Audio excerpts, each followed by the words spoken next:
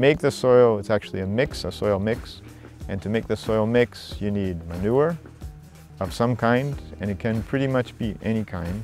You need decent soil, and you need sand. And the approximate proportions are 3-to-1. So 3 parts soil, 2 parts manure, and 1 part sand. It doesn't have to be manure, it can be compost, that would be even better. But usually we try to get people started with manure.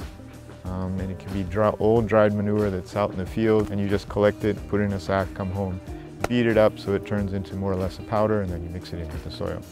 It's very helpful to have a sieve because that helps you get the rocks out. It helps even out the manure so the particles are all the same size.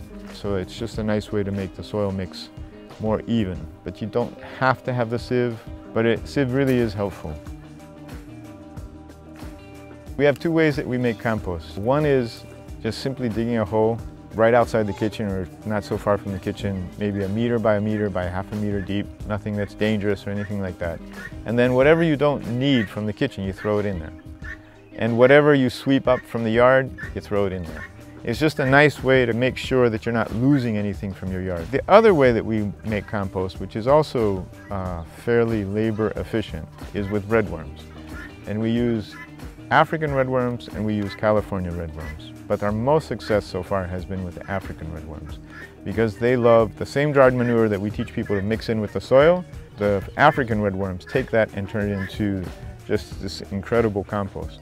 So they get rid of all the stuff that you don't need so much of. Technically, like the carbon, they bring down the carbon and concentrate the things like the nitrogen and the phosphorus, the potassium, and all of the micronutrients. We also do the redworms in the tires and do the same thing. You block off the hole. Especially with worms, you definitely need to put a plastic underneath because they need that extra moisture.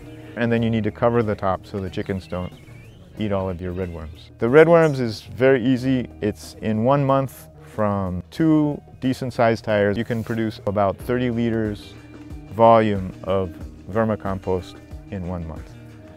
So you can do incredible things with that.